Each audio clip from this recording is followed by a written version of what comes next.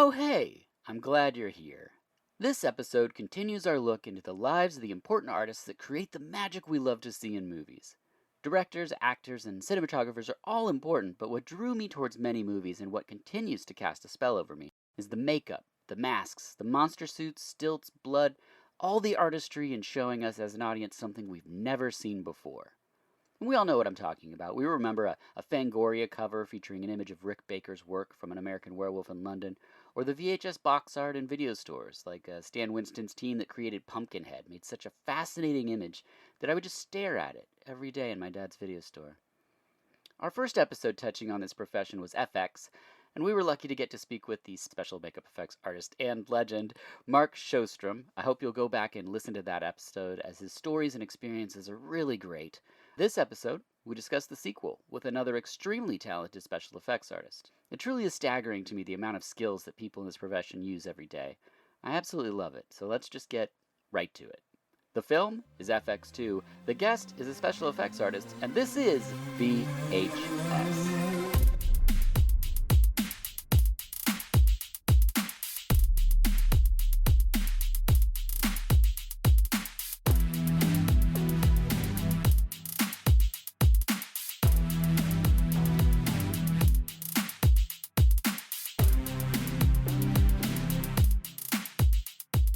Hello, and welcome to VHS, the podcast where each episode is about a film the guest has the profession or experience portrayed in the film. I'm your host, Dirk Marshall, and I would be a fool to not ask you to find us on Twitter and Instagram at VHUS_podcast.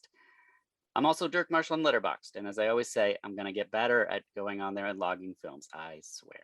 This episode, I'm joined by Allan Holt. Thank you for being here. Thank you for having me. I should have checked before. Is it Allan B. Holt or Allan Holt? Either the B middle initial. I use that on IMDb because apparently there are other Allan Holts. Great. Well, hopefully I have your credits right from IMDb. Okay. People can find more about you on your website, moviemonstersinc.com, and you are Tooth and Claw on Twitter and FX Holt on Instagram. Is that correct? Correct. Excellent. Although I hardly ever post on either one of those. Yeah, but there are great posts, which is why I want to steer people towards your Instagram, especially because I know a few people that have been guests on here that either work in special effects or just would love to. And some of the pictures of just like a torso or things that you've worked on is the kind of thing that they just need to see. So Cool. Now, VHS covered FX in a previous season with special effects makeup artist Mark Sjostrom. Oh, wow. Yeah, be sure to check out that episode. Mark's awesome. Also, his blog I want to plug. It's markshostrom.weebly.com. He's got excellent photos from the films that he's worked on over the years, so be sure and check that out. Now, before going any further, would you please tell us a bit more about Movie Monsters, Inc.? Well, I've been working in special effects for about 20 years, and Movie Monsters, Inc. is just my own company that I started a few years ago to take on my own projects. And so I will take on creature movies. I just recently did a superhero suit for a movie. I go back and forth between doing those projects for myself through Movie Monsters, Inc. or working at other companies where I will go in and supervise something for a few months here and there. So one question I have right at the top here is, when I pulled up something like your IMDb, an actor just has like, I'm an actor, and so they do that. And if they do producer, they'll have a different page, director, etc. But yours is broken up into categories, and I don't know if it's one screen, just like two-sided, and it's all these specific jobs and skills that you have for these jobs. And so my question for you is, do you have an agent, or how do people find you to do something that's makeup or building an armature or something or doing this other thing? I don't actually have an agent. There are some effects people that do. I've thought about it, but it's not something that I've pursued. But every job that I've gotten has been just through referral or word of mouth or somebody that I know from something. Or I just recently finished a job that just a friend of a friend. I was just leaving work one day and just got a random phone call. Yeah, it's all just referrals. And the different categories on IMDb, I haven't looked at my page in a while, but a lot of it is just what I ended up doing on a particular movie, because the way our job is, it just ends up falling in different categories: makeup effects, creature effects, specialty costumes. And then it's just how you're going to get categorized, depending whether I ended up on set for a particular movie or just build something in a shop. So yeah, it's kind of random. Yeah, it's fascinating to me. Now, before we go any further, it's important that we answer the big question. These are listener-generated questions. I keep them in this nice little jewel case here from my dad's VHS store. Just going to open it up at random and see what we get. And today's is from Jim McCusker, who's McCusker Jam9 on Instagram. What film have you seen the most times and why? Interesting question. Wow. That's a hard one because there's chapters in your life. I feel like if it's the younger time, there's going to be a kids movie that you had access to that you could watch over and over. Teenage years, that's different. Boy, yeah, that's a tough one. How would you answer that? Well, the easy answer for me is to think of the home tapes that we had, because while I did grow up in a video store, we also had, home tapes. We had a 6-hour tape that had Ghostbusters, Gremlins, and I want to say The Last Dragon with Bruce Leroy. So, I mean, that was on constant rotation. I was also, as a child, obsessed with Secret of Nim, so I watched that endlessly.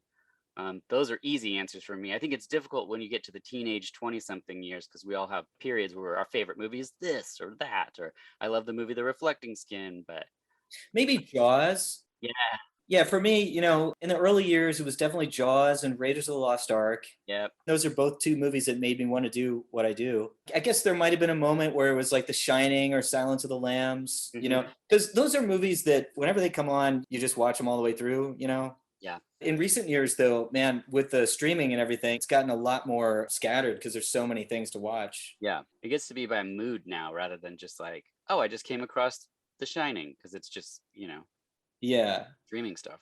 Something like that. I'll put that on just because I just want to remember how it made me feel the way it did, Yeah. and I'm trying to understand it and the effect that it had on me. You know what I mean? Yeah, that's great with something like Jaws too, because working in the field that you work in seems so drastically different from when they were working on that with the animatronic Jaws, Bruce or whatever the shark, and now there's so many.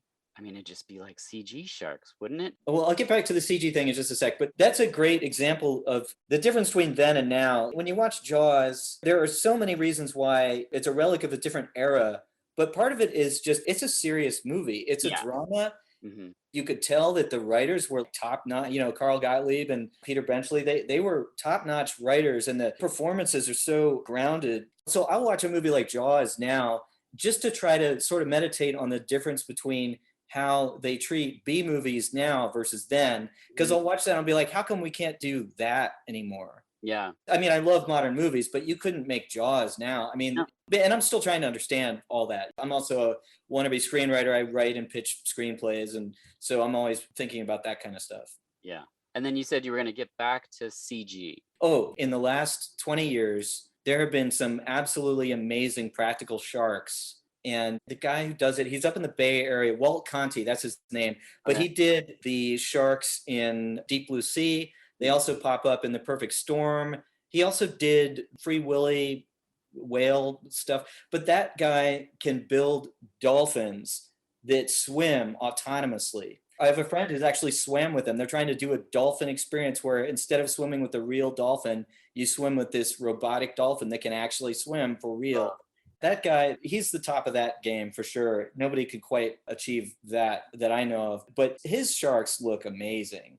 And yes, there are a lot of digital sharks. It's funny because they could not do a good CG shark until like 4 years ago. Yeah, I know. I can be very cynical about that, but I remember when I finally saw like a decent CG shark, and I was like, oh, okay, they can finally really do it. Yeah, I agree. That movie Crawl, it's not a shark, but it's Alligator, yeah. yeah, it's like a master. The alligators look amazing in that movie. I was really shocked at even the parts where they're like, here's the corny gag of like 5 of them pulling someone apart, it still looks really good. It's also a great movie. I'm obsessed with crocodiles also. Yeah. And Okay, so great. I have lots of opinions about crocodile movies, but Okay, me too. yeah. That's a whole nother thing. Yeah, I have a whole collection of shark movies and a whole collection of crocodile alligator movies Nice. as well. Yeah, I like things with big jaws that bite people. And that's like some of the most fun jobs I've had. I got to work on this movie called Frankenfish in 2004-ish, Yeah. I think. And I'm not going to talk about whether it's a good movie or not, but we have this giant fish monster that eats all these people. And I got to spend a day scuba diving, puppeteering this thing, fighting a stunt guy and just biting him with these giant fake jaws, and it's like the most fun thing, one of the most fun things I've ever done on set. I got mild hypothermia from being underwater for 10 straight hours, but it was so fun. That's the most fun thing. It's like Yeah. playing with toys. Yeah, exactly. Yeah. I love that. I also love all the behind the scenes photos of people working on the special effects where you can see either the puppeteering or the movements of the jaws, and especially the teamwork shots when you're watching of making of things and you see like animatronics working with puppeteering, and then like, it's just I love the teams that are kind of assembled to pull off like the best effect that they can do with that budget. But the reason that I'm joined by Allan today is because we're brought together by the film FX2. I know this wasn't a first time watch for you, so what's your history with FX 1 and 2? I graduated high school in 94. And so these movies hit me right at that time where I was like, is that a real job? Could I really do that? Because I was reading the magazines and I was watching the behind the scenes, specials about special effects and just trying to figure out if it was really an option. These movies hit me at the perfect time and I loved them. I mean, I always knew that they were a little far fetched, but the late 80s, as everyone listening to this knows, there was this magic moment in practical creature effects. So many awesome things were done in that time. I mean, I could list them, but we all know the same thing. But there was the late 80s in particular, and I include early 90s, 91, 92, before Jurassic Park. There was this moment where the public was super into practical creature effects, and to the point where they was sort of mystified and people just believed it was magic to a certain extent.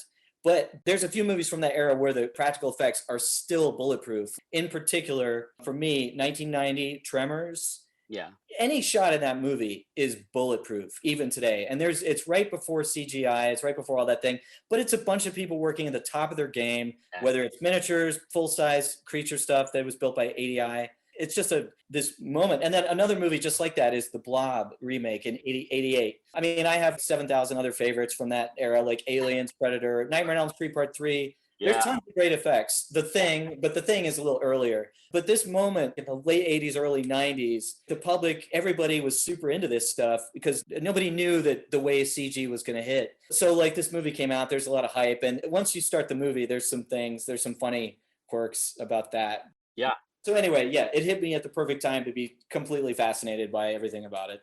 I love it. The synopsis is a special effects man helps his girlfriend's ex, a cop, with a sting operation where the ex gets killed. This is in the synopsis. Something's off and he investigates with the help of an ex-cop PI friend. I don't know why they didn't just say the boys are back together, because that's all anyone cares about. But currently it's available at your local video store like Movie Madness here in Portland, Oregon. You can stream it, of course. There's a DVD double feature, but I say support those video stores. Let's put it in context. Some of the people working on this director is Richard Franklin, who we know from Patrick in 78, Road Games, Psycho 2, Cloak and Dagger, Link, and a ton of TV movies. Our cinematographer is Victor J. Kemper, who did The Candidate in 72, The Gambler, Dog Day Afternoon, Xanadu, my childhood favorite, Oh God, Mr. Mom, Lonely Guy, Cloak and Dagger again, Pee-wee's Big Adventure, Jingle All the Way. And then our editor is Andrew London, who did Psycho 2, Cloak and Dagger, Rambo 3, both FX movies, and then moved into TV. And then really quickly, our three leads, we have Brian Brown, who did, of course, FX and Cocktail, Brian Dennehy, who did First Blood, Cocoon, and Silverado, and then Rachel Ticotin, I think I'm saying that right, who was in Total Recall, Con Air, Falling Down, and Man on Fire. So let's press play on FX2. We start with intense film noir music and an aerial shot of New York City that gives way into whimsical saxophone. Kind of sounds like somebody should be racing a jet ski or something at this point. This is the work of Lalo Schifrin, the composer for Bullet, THX 1138, Dirty Harry, Enter the Dragon, Magnum Force, The Manitou, and all three Rush Hour movies. We see a homeless man almost get hit by a car. Person in the car we think is the lady, maybe, but it turns out not. And we get the awesome I don't do windows as he throws the homeless person through a window.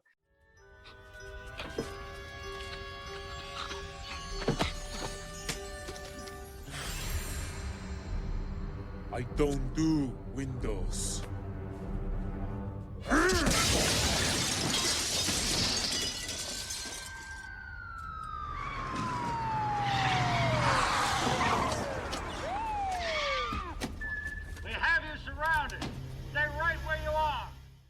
The cops arrive, open fire in one of my favorite sequences that I forget about every time I revisit the movie. The person being shot is leaking blue blood. We see these metal structure underneath. A rocket comes out of the robot's severed arm and fires at the police. which catapults them over the car, but it doesn't explode because we're in a movie. I want to see that movie. Did you feel the same way? Well, yeah. I mean, it reminds me of a lot of different movies. It's a great sort of amalgam of a lot of those. Yeah, it's so good. Is this a common occurrence for special effects people that by the time you get to shooting, the gag or the set piece isn't dialed in, or is this more of a rare occurrence? You mean just something going wrong and having to do another? Yeah, having to reset up the shot and That's the whole thing. I mean, yeah, okay. it's Okay. constantly having to do that. But what's funny to me about this scene is kind of what I was alluding to before. So they cut, Yeah. because everything's going wrong. And then the robot Yes. just starts walking around doing stuff. Yeah. It's so funny because we thought special effects were magic. And so the public is supposed to believe that this is an autonomous character that just walked in set and did this whole scene. Yes. And then it just has a mind of its own. It decides it's just going to walk off and start grabbing things. And then Brian Brown has to come up and shut it down. That is hilarious. I mean, even today, we have great animatronic stuff, that could do a lot of things, but every performance is built in editing. Everything is a cheat. It's all just, what do you need to see in one particular shot? So the idea of a fully autonomous thing that just walks in and acts out of the thing is still hilarious to me. Special effects was magic, and the public was like, yeah, that's how it is. Yeah. In the scene, also the director says to Brian Brown that as a reference, he's like, I was third on Chainsaw Santa, which is a fake movie, but also I want to see that movie too. And the one Yep. thing that both these FX movies do is they have either posters or names of fake films, and I would watch all of them. Yes, Mannequin Depression. Yes, Mannequin Depression. There we Can go. you imagine how cool Mannequin Depression would be? I mean, could you write it or would you have to pay them for the name? I don't know, but I could write a story based on that idea for sure. Okay, I'm into it. I want to see it. It's very futuristic there what they're doing with this robot. And speaking of futuristic movies, you worked on Pandorum. I did, yeah. What did you do on that film? Pandorum was one of the first movies I did at Stan Winston Studios, and I did two things. One, I was working just in the mold department, molding the prosthetic makeup sculptures, and then I also painted some background heads, airbrush, because they had a ton of background characters, that kind of thing. I did not go to set or anything like that. So when you say mold sculptures, is that like what we would also call like an appliance or? Yes. Okay. Yes. So the Yeah. pieces that become like the face or something or? Yeah, so typically they'll do a life cast of the actor, and then the actor's face will be reproduced now, usually in an epoxy fiberglass material. So you have a perfect epoxy copy of somebody's face, and then the character sculpture is done on top of that in clay. And then to mold that, what that means is basically encasing the sculpture in fiberglass or epoxy, and then to create an impression of it, so that what you sculpted in clay can then be duplicated in any type of rubber, like silicone or foam latex. And then because it's created on top of a likeness of the actor, it then will fit perfectly on that actor and glue into place. And so with makeups like Pandorum, what they'll do is you'll create a multi-piece makeup that sort of puzzles together on the person's face. We do those all different ways. Those can be anywhere between just a full-on mask down to something that's broken into a dozen or more pieces. Right. Depending on how subtle it's supposed to be. Like some of these old age makeups, they're very, very subtle and they have very thin edges and all that kind of stuff. But yeah, so Pandorum, there were tons and tons of appliances and really liked the designs. I found them scary. And I was thrilled that there were so many being done that I actually got to jump into the paint department on that, break out the airbrushes and do that. That's one of my favorite departments to work in. And for special effects, is there a big difference for, say, working on a film or episodic TV like Firefly, which you worked on? Well, the difference is just the timing and the schedule. Like some of those TV things, you just work so fast. It's like your head spins. And then some movies, now the schedules are quicker now than they were even 20 years ago. I guess the bigger the budget is, the more time you have. But back on Buffy, the Vampire Slayer, and Angel, we had to crank characters out in like less than 10 days. We'd be just busting out makeup after makeup or really quick turnaround creature suits. I mean, the full body suits took longer than that, but that was like a boot camp for me, for sure. Wow. The next scene, Rolly's lady wants to go somewhere, but he's clowning around with a clown suit. He puts on his telemetry suit. He puts it on his wife. And then there's this crazy scene that unfolds with the clown matching her movements. This is Bluey. He's got an excellent design. And speaking of design, you worked on Skylines. Can you share with us a little bit about that? I did Beyond Skyline, which was Skyline Part 2. And that was the first movie I did as my own company. And I got to build 7 foot tall alien suits. And yeah, that was still the biggest project I've ever done for my own company. And then I also got to direct Second Unit, which was another dream come true. But yeah, that was an incredible experience for a lot of reasons because just through the circumstances, I got to hire just amazing artists to work on it under me, like people that I'd known about since I was a teenager. One of the sculptors, this guy, Joey Orozco, he sculpted the Triceratops in the first Jurassic Park.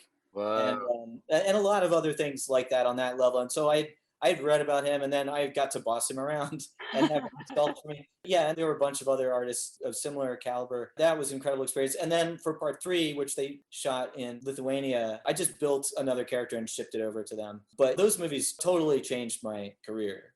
Yeah, Beyond was the first I saw of those films. I didn't see the first one because I saw the trailer. Maybe it was just who I was at the time when the trailer came out, but I was like, not interested. And then I saw the trailer for Beyond, and I was like, okay, I know this isn't a major mainstream film, but it looks like they're doing all of the things that mainstream films are doing. The giant, I'm sure it has a name, alien creature thing, all the different designs. So it was your work that I was impressed by. And then I watched it and I was just telling everyone I knew, I was like, no, no, no. If you watch sci-fi or you like action, like you have, I bought it for my brother. I was really blown away by that film and have since watched, I've gone back to watch the first one and the third one. I'm excited for the fourth is coming out, I think. They're starting to plan it. Yeah. And Beyond it's an insane movie because we shot in Indonesia and Los Angeles, and they went up to Toronto, I think, for some second unit subway stuff. And so Liam, the director, had to shoot all over the world and with crazy visual effects. And he had the Kung Fu guys from the Raid movie. Yeah, yeah. Mm-hmm. And those guys are awesome. And Frank Grillo is, he's also a great martial arts fighter. And watching those guys spar on set just for fun was awesome too. But my aliens got beat up by the best Kung Fu guys. Yeah. And he had to make that movie. I don't recall the exact budget, but he had to make it look like $100 million movie. Yeah. For the third one, the budget was even less, but it looks even more expensive. So I have high hopes for Liam as a big action movie director. Same. He's sort of like, he figured out how to make these huge scope movies. It'd be interesting to see what happens next for him, for sure. Yeah, yeah. And he's also one of the hosts of the Action for Everything podcast. Yes. So people can hear him talk and realize what a solid dude he seems like. I'm super excited for his career. And I call him all the time with questions. When I'm bidding on a movie, I'll call him up and say, hey, these guys have this much money. Would it be crazy for me to ask for this? Visual effects, can they handle this? On that budget, will they really be able to do this or that? He's been a great friend to me in that way since we did those movies. I love that. Back in the film, Bluey has a robotic head, but is also a person in a costume. And you have credits that fall under costume, like on The Boys. So can you tell us what a super suit project manager is? Well, on those TV shows, I was working for a company called Creative Character Engineering. The job is just basically to interpret the design that our costume designer had done and just kind of figure out how to execute it, and then just bring that through the process of integrating the 3D modeling of armor, with the soft goods department. They're actually creating the fabric end of the costume, and then going through with the armor, going through molding and casting and painting. And it's a very, very highly technical process. And the real exciting thing about those things for me was that because they were TV and they were pretty big budgeted TV shows, we would have the chance to do many, many fittings and develop the integration between the armor and the fabric and the design and all the different needs as we evolve the costume. And on low budget things, you never have the time to do that. You just kind of hope for the best and just wing it and do your best and slam through it. Those shows, they were definitely stressful because there was a huge amount of work to get done and it wasn't an easy schedule. But it was something where by the time those things ended up on set, they had gone through a lot of development and we tried out so many variations of things. And for those shows in particular, the ones you mentioned, I got to go up to Toronto for a month and basically hand off what we had done to the local set team up there, and kind of be like, well, we created this thing, we've solved the major problems, but you're going to take it from here and here's how you fix it and have fun. There's a lot of variety in these jobs, which is fun. Yeah, that's got to help keep it fresh, I'd imagine. Yeah, yeah. So next in the film, Chris, the little boy, shows up playing with a controller, and we get the awesome line from the mom, Chris, no choppers in the house. I love that part. Chris, I told you a million times, no choppers in the house. think I got the hang of it, Raleigh. Doing well. Nice light touch, remember? Chris? I was very excited, hoping we get a lot of toys, but we get a few in the scene. Enter Mike, who's Chris's dad. Mike's a cop who takes Chris to work with him for about 5 minutes, as Phil Bosco is the police chief who tells him what the job is. He was in True Colors, Quick Change, Working Girl, and Trading Places. Then he returns home. Raleigh does a little fire gag with his finger, lighting a candle for Kim. And then Raleigh and her start smooching. Chris comes home, and Mike wants Raleigh to join and make an illusion for a peeping killer. Raleigh has an incredible fish tank in the scene, which is where I was going to ask you about Frankenfish, but you've already given us a gem on that one. How long did working on something like Frankenfish? How long were you on that? That was so long ago. I think it was like a 3-month build, and then I was on location for maybe 5 weeks in a swamp off the grid in Alabama. Oh my gosh. That was an insane shoot. I think that movie was less than $4 million, and we like blew up houseboats and sank them and did fire gags and boat crashes and a 12-foot fish monster and decapitations and everything you could imagine. So when you're out in a swamp like that, they can't actually sweep the swamp for alligators and things, can they? I mean, there's a 2-part answer to that. Well, depending how much time you have. But first off, it was around Christmas time, so it was very cold. So the alligators are bored and not doing much anyway. Okay. But they did throw a bunch of cherry bombs in the area where we were going. I mean, wait, am I supposed to say that? It was a long enough time ago. They discouraged dangerous wildlife from hanging out nearby. Can I tell you Yes, please. Okay, so I have millions of these. But when I showed up for Frankenfish, I trained for that movie because they're like, you're going to scuba dive, you're going to do all this stuff. I was swimming laps, lifting weights, just getting ready to because they told me, they were like, take your wetsuit, just be ready for anything. Mm-hmm. And just do whatever they say and just don't die. I flew down there. There was a hurricane or something, so we had to land in Pensacola, Florida, and then I had to drive all the way. And then this hotel in the middle of the causeway in the middle of nowhere. I walk into this hotel, and it's like a Shriners convention or something. And I'm just looking around. I'm like, I'm going to find the film crew. I'm going to find the film crew. And I look up and I see this lady across the lobby, and she has a look on her face. And I'm like, that is an assistant director. I am from Los Angeles. I can spot an assistant director. And then I was like, look to the left. I'm like, and that's a sound guy. I know these people. These are my people. And so I went up and I was like, hey, and I was dead on right. So here's the story. There's this guy who looked like Russell Crowe sitting there pounding beers, super macho guy. And I go up and I start talking to this guy, and he's like, yeah, I grew up spearfishing in Alaska. I would just jump in the water and just catch stuff with my bare hands. And then I'm like, well, I'm supposed to scuba dive on this show in this swamp. And he goes, bro, you don't want to get in the water here. I'm like, what do you mean? And he goes, I mean, I grew up, like I said, just jumping in Alaska, just grabbing sturgeons and stuff. But I got in the water here. You can't see anything. I went down there. Something brushed up against me, and I jumped out of the water screaming like a little girl. And I was like, I hate this movie. And so that was my introduction to that. We spent a month in the swamp playing with fish monsters. Wow. Next, we get sad, thoughtful music as Raleigh sketches. We also see the design for his walkie-talkie, which is weird because Talk Clock is like right there. I mean, walkie-talkie, kind of more of a stretch, but then he gets out his old kit and the music kicks in, and I was like, oh yeah, here we go. We get a montage of them setting up. Was this sequence interesting to you with all the lights? Oh yeah, I love seeing how they represent this kind of stuff. I also like Raleigh Tyler. He's an effects guy who does absolutely everything. Yeah. He'll blow things up, he'll do fire, he'll do makeup effects, he'll do bullet hits, and he builds robot toys. And yeah, he also has cameras that stream wirelessly. And yes. Have you ever shown up on location to do a special effect and the environment itself was a major factor against you being able to accomplish it? The reason I thought of this question was because they're setting up in a bathroom. Would you know the dimensions of the room that you would be setting up a visual effect in? I would say that's an issue at least half the time, and for every possible reason. Just because half the time you'll build an effect intending for puppeteers or operators to be on one side of it, and usually you build it based on the storyboard, but then you get to location and there's a wall right where you're supposed to be, and you're like, no, you gotta. It's always like that, to be honest. Okay. And I used to be more agitated about that stuff because you'll be like, I built this exactly the way the storyboard shows it. It shows you shooting from the left side. But the truth is, everybody on every film set is inconvenienced. And so, like, the truth is, right, part of the whole evolution as a professional is learning to roll with it and just accept that we're all in the same boat, and everything is always wrong and you always have to just figure it out. I love it. So yes, the answer is yes, almost every time the environment is a problem. Raleigh has made some breasts for Mike and explains how it all works.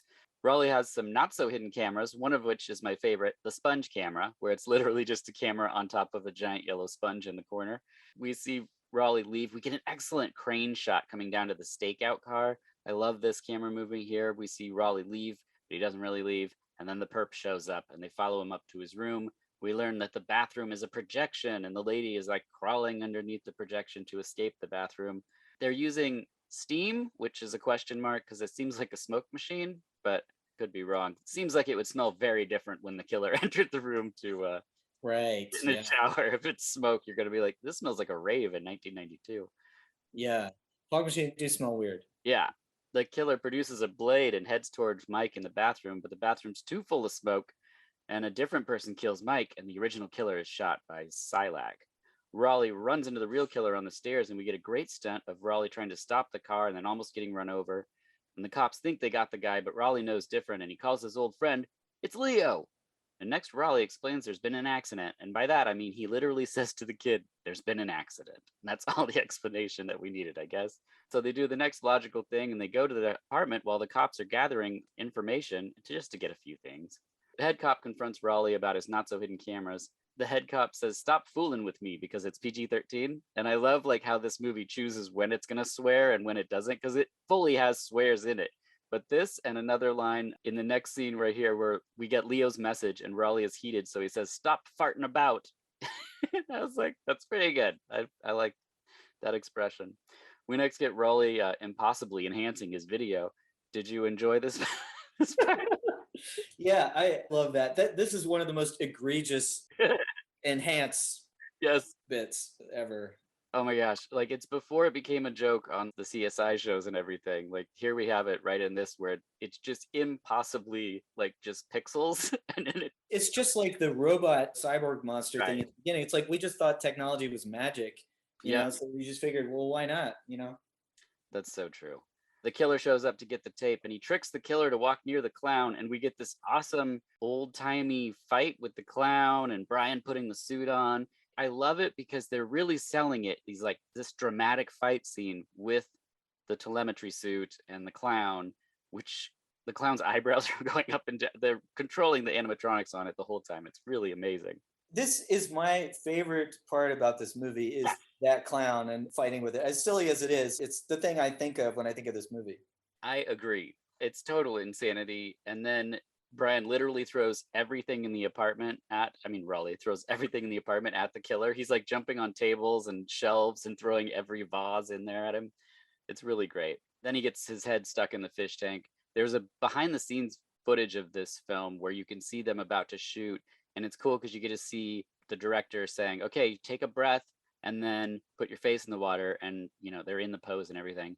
And Brian says, "You say action, then I'll take my breath." And the guy's like, "Okay, action." And then he takes the breath and the guy pushes his head under.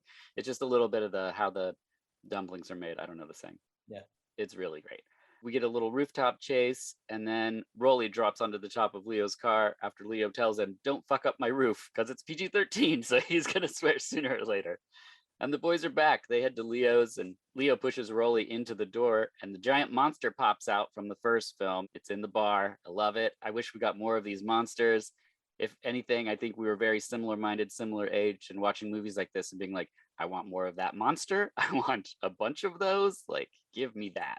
It's a closed-out bar that Leo owns now. Rolly and Leo start breaking down what's happening, and Leo says it's a shit pile case. And the cops have these old cases. They're going to work it on their own time. Speaking of breaks, we're going to take one. We'll be right back after this.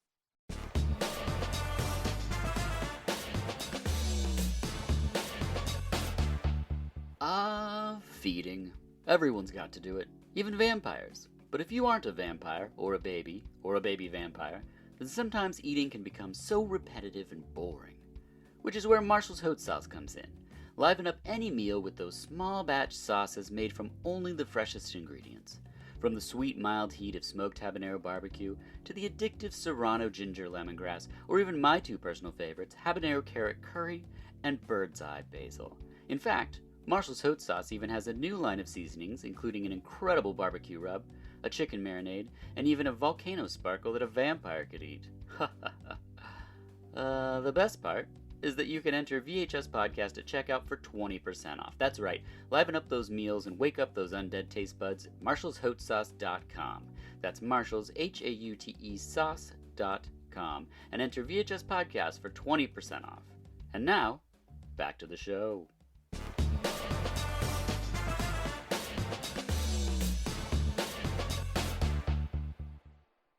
We're back, and Leo heads to his old partner's house with information. Dennehy is great in this scene. Dennehy sends Rolly to the station with no disguise. He just walks back into the police station that he was just working for, and he just has a hat on. It's like he could do any makeup effect. In the first film, he wears like a rubber head and everything, but just sunglasses and a hat. That's cool.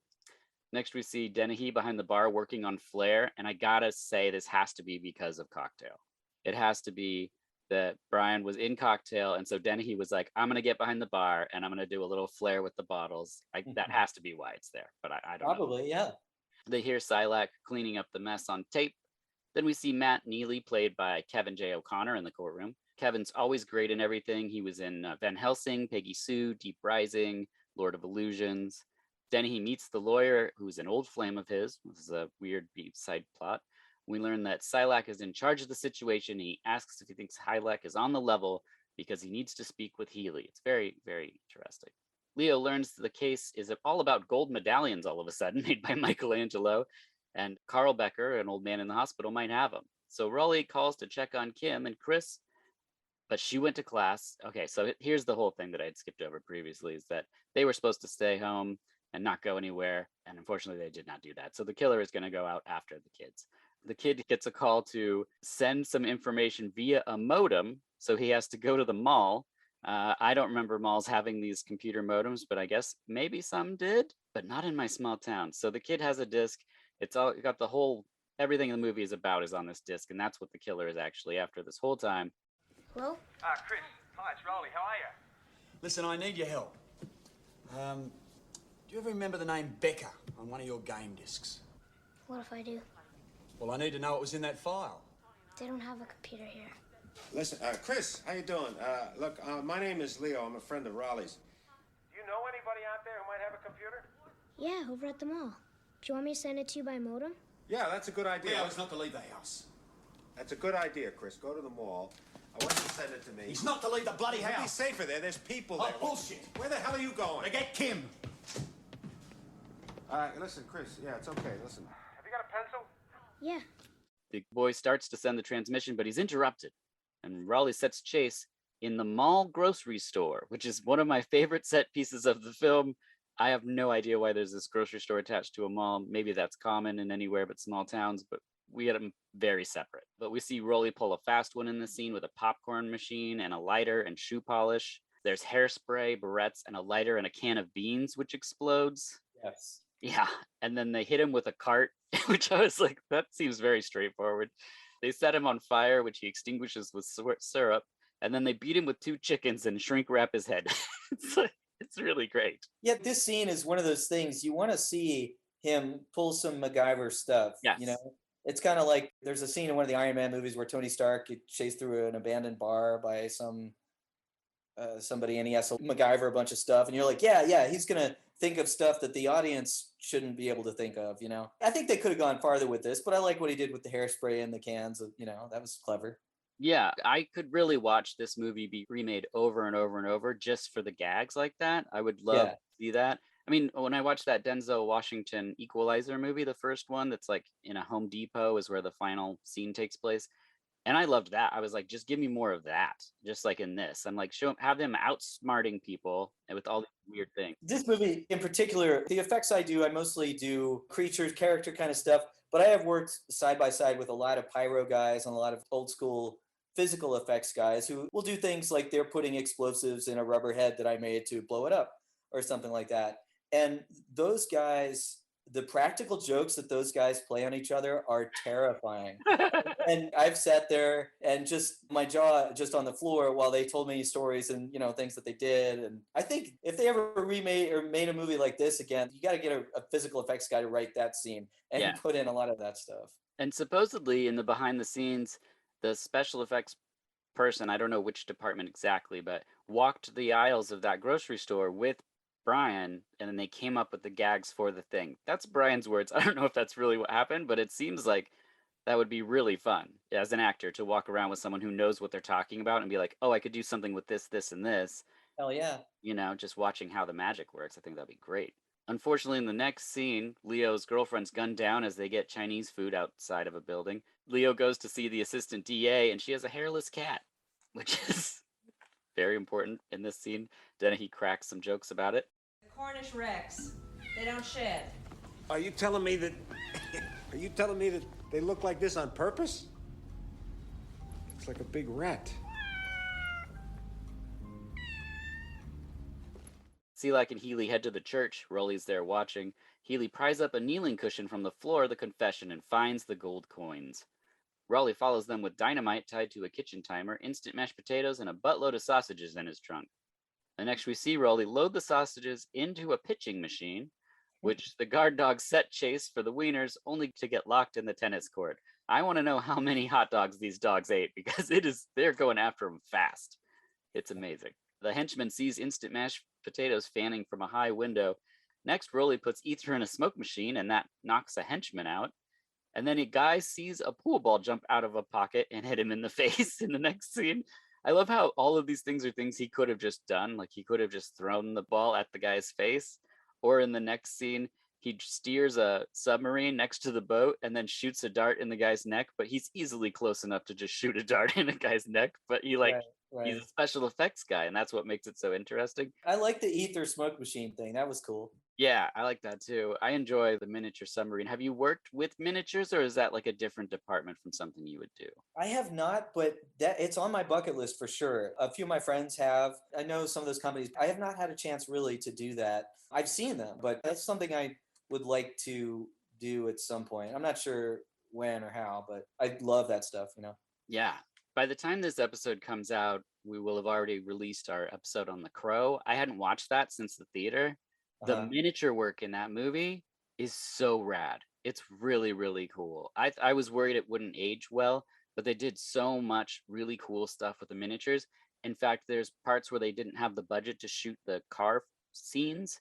And so they're cutting back and forth between actual cars and miniatures in the car chase. It totally works. Oh, I'm gonna have to check that out again. The movie I just came back from, I don't think I'm allowed to say what it is, but I just came back from a month-long shoot that I would call maybe the most difficult physically, the most challenging shoot of my entire career, maybe. But it is a film where I built 3 full-size characters, but they did a bunch of miniatures that I'm really excited about. I only saw one of them, but I shouldn't have brought it up because I'm not allowed to say what it is. Sure, yeah, no, but that's the kind of stuff that is exciting. I'm always waiting to see what the next things are. And by the time us as an audience get to see a film, sometimes it's been, worked on and done for like a year or something because there's all the post time and stuff. But yes, but I'm excited and gonna keep my eyes open for that for sure. A henchman with the craziest ponytail sets chase and hits a springboard that catapults him on the ground, and then he puts a life preserver over his arms and then rolls him into the water. That's pretty great. There's a tense scene as payment is made, and Leo breaks it all down. He confronts Liz, and Liz, she shoots him dead. So Brian Dennehy is dead now. Suddenly, explosions everywhere, and a henchman runs through the door, burning to death, and collapses on the ground. Neely grabs a gun and tries to shoot Selak, but it's a gun full of blanks, and Selak kills Healy. The burned man on the ground, it's Rolly! So we get a nice makeup effect here. Pretty good burn.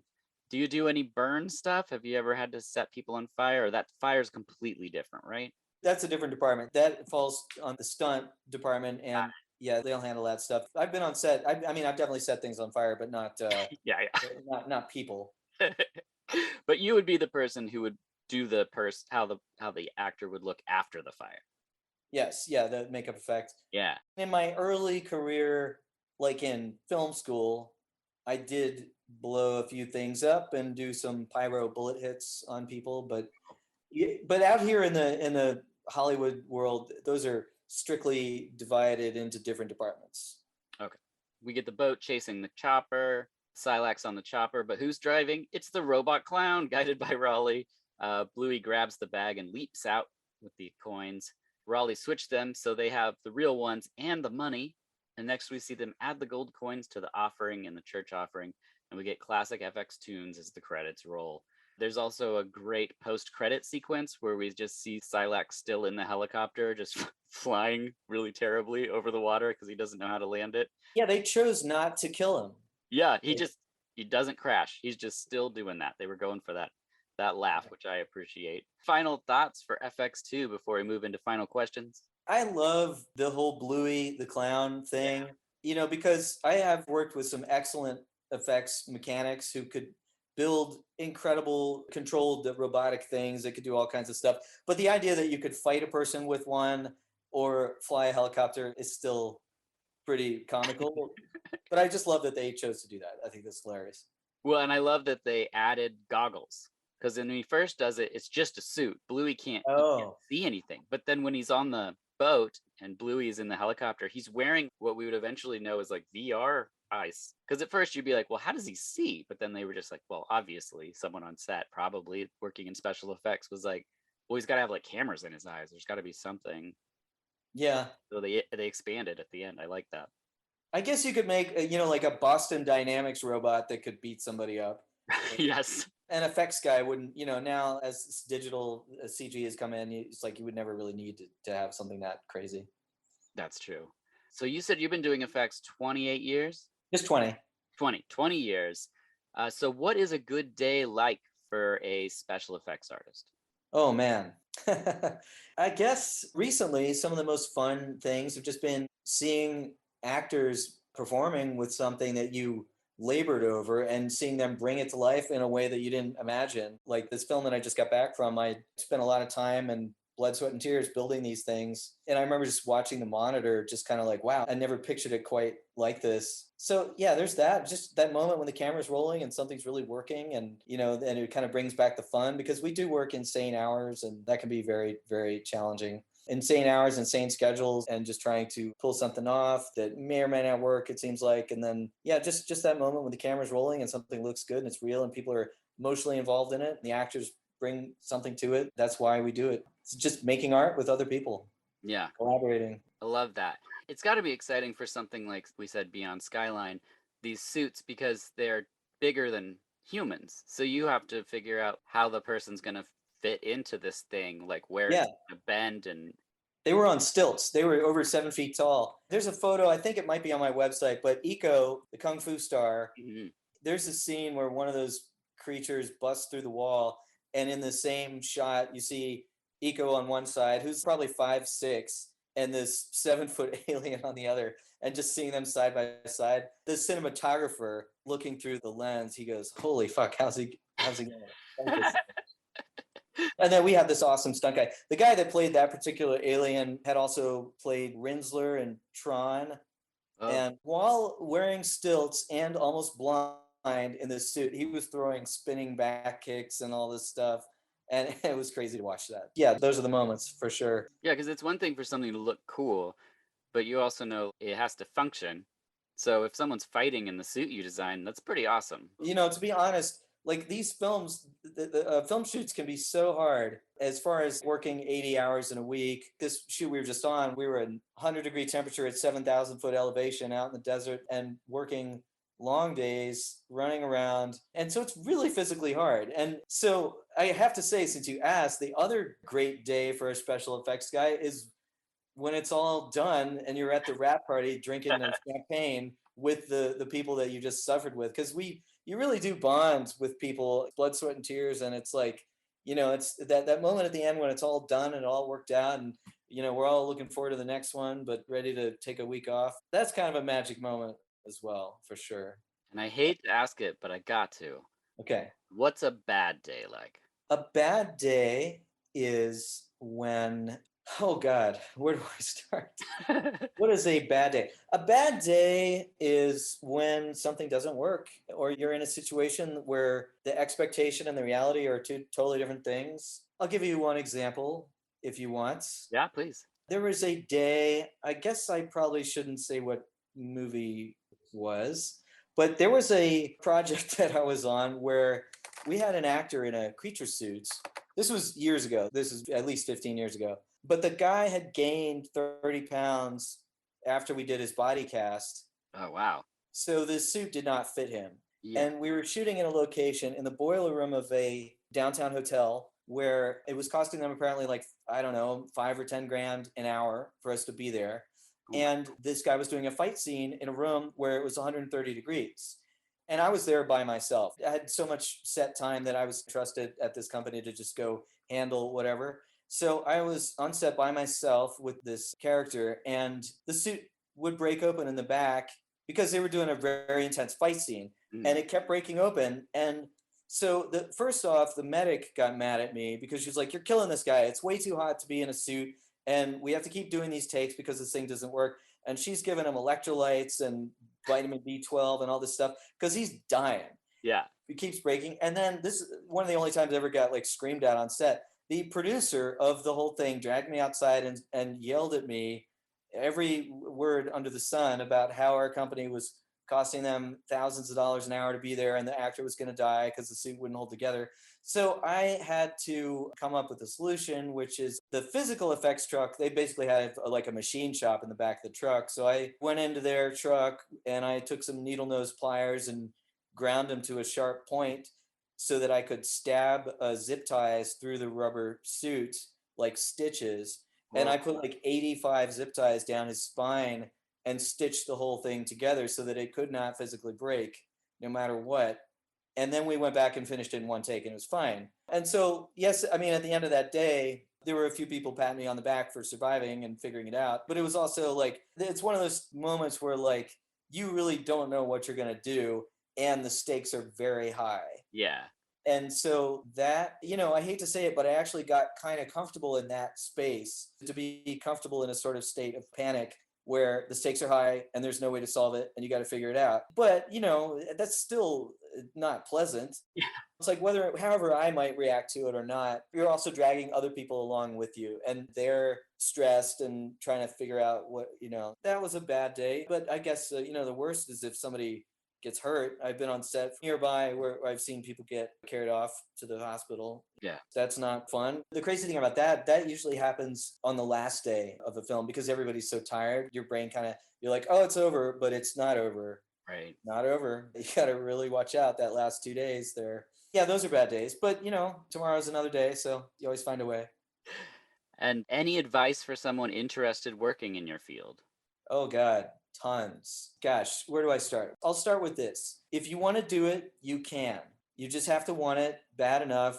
And there are steps you can take. There are things you can do to make your life easier. I think now, if you're a teenager and you're young, learn the digital tools and get good at drawing and designing. Because drawing and designing are foundational things that will open all kinds of doors. And those skills can translate to other forms. Like if you can draw really well, you will easily later learn digital painting, drawing, digital sculpting, that kind of stuff. And if you don't have those skills, you're going to end up doing more of the grunt work. But I would say just work on as many things as you can wherever you are, whether it's local stuff, even theater stuff. But I think this is kind of a controversial thing to say, but I think if you're going to work in special effects, if you're in the United States, you got to do some time in Los Angeles because there are fantastically talented people in a few other places. Like there are people on the East Coast now that are outstanding. There are people up in Canada and a few cities that are outstanding, but you got to be in a place where you can just go from one job to the next, to the next, to the next, rather than once a year or something like that.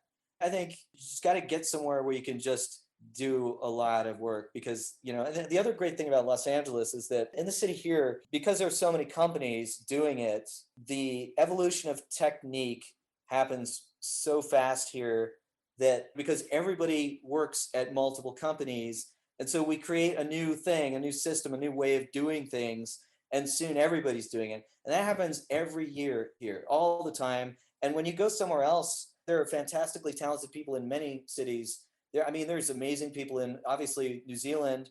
There's amazing people in Australia, obviously London, other places in the UK and Europe and stuff like that. But when you go from LA to any of those places, their techniques look like they're 10 years old because LA, everything's just moving so fast here. If you're in North America, I would do a couple years in Los Angeles and then go back to that other place. There's a lot of different pathways to take, but the main thing is just never stop moving. Just keep working, learning new things all the time, learn new technology. It all integrates 3D modeling. We still do traditional sculpting, but it can be such an incredibly fun, exciting job that if you want to do it, you absolutely can. You just go for it. Just do it. Awesome. I love that. And that brings us to the final question, which is my favorite question. Allan, what are your dreams like? My dreams are, I think if I talked about them, it would sound like cause for concern because they are long, they have complicated plots, they're vivid, they're lucid, they're photographic images that look so real to me that I wake up and I check the news to see if I psychically predicted something, which I never did, but they're insane. They'll go off and on. Like sometimes I won't really have those for a few months, and then other times it'll be like I'm never asleep because my dreams are so insane. I don't know what else to say. They're insane. Well, Allan Holt, thank you so much for being here. Thank you for watching or revisiting FX2. MovieMonstersInc.com is the website. I can't wait to see this mystery film that you just got off of. What do you think? It's like 9 months out? I'm not sure. I think they have to finish by Thanksgiving, but there's some visual effects, not a ton of visual effects, but there's a little bit and a lot of editing, sound design. But I will mention it on social media as soon as I can. Awesome. And we'll post about it then too. Well, thank you so much. I appreciate it. As always, I'm Dirk Marshall, and this has been VHS.